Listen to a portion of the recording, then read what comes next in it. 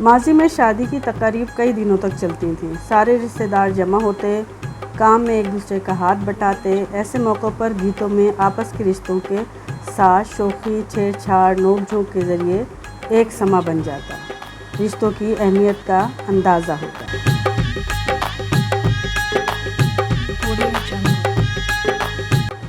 ढोलक के गीत जिसमें पैदाइश से लेकर मौत तक सास, नंद, देवरानी, जेठानी की शिकायतें, गिले शिकवे, मैके की याद, गर्ज, हर पसंद नापसंद, दर्द व गम, नफ़रत व मोहब्बत, छोटी छोटी ख्वाहिशें, सभी कुछ मौजूद हैं।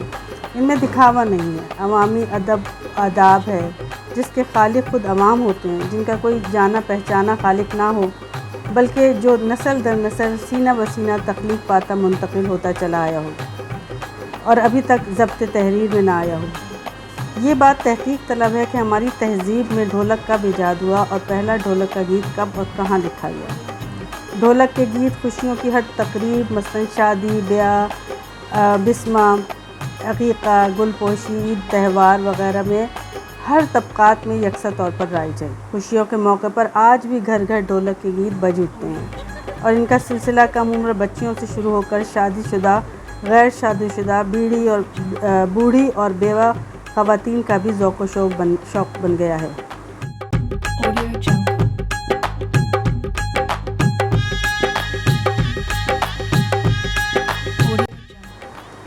पहले के ज़माने में गीत गाने के लिए मिरासनें भी हुआ करती थी।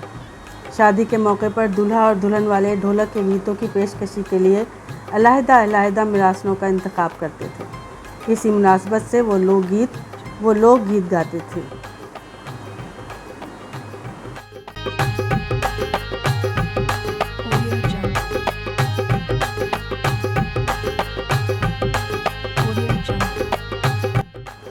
लाड़ बाज़ार में एक मशहूर मिरासन सुहागन बेगम थी। इनके अलावा महराज बेगम और दिलशाद नवाज़ भी काफ़ी मकबूल थी। उन्हें पैसों के अलावा चावल, पान और नारियल का नेक दिया जाता था।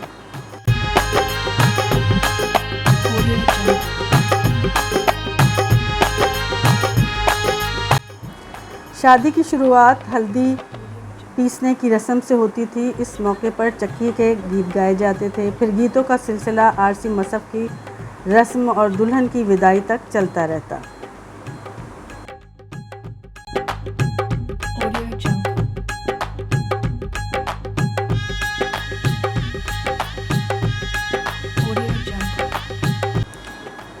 अब धीरे धीरे इसके रुझान में भी कमी होने लगी है। जैसे जैसे हालात बदलते जा रहे हैं, लोगों का अंदाज़ बदलता जा रहा है। बहुत ही कम घरानों में अब इसका रिवाज बाकी रह गया है।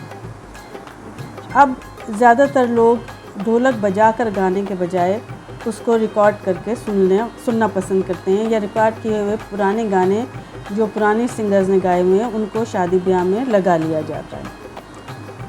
और ज़्यादा गाने के बजाय अब ज़्यादातर डांस की प्रैक्टिस की जाती है।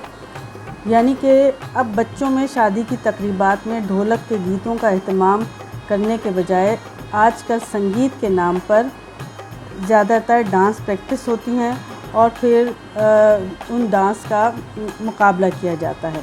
यानी जो पिछले ज़माने में बाकायदा संगीत की महफ़िलें हुआ करती थीं और दूल्हा दुल्हन वाले एक दूसरे का मुकाबला किया करते थे और संगीत गाया करते थे और एक दूसरे को छेड़ा करते थे, वो रिवाज आजकल कम होते होते तकरीबन ख़त्म हो गया है।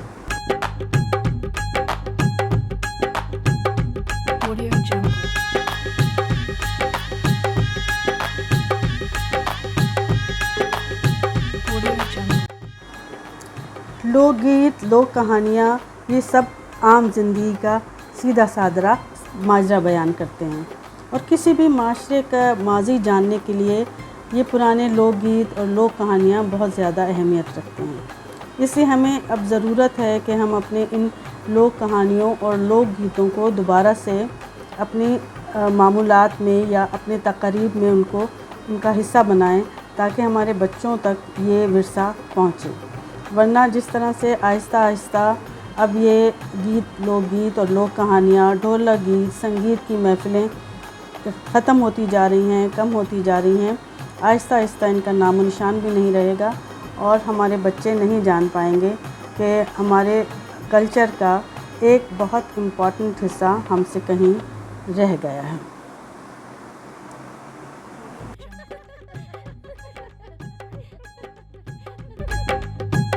Audio Jungle.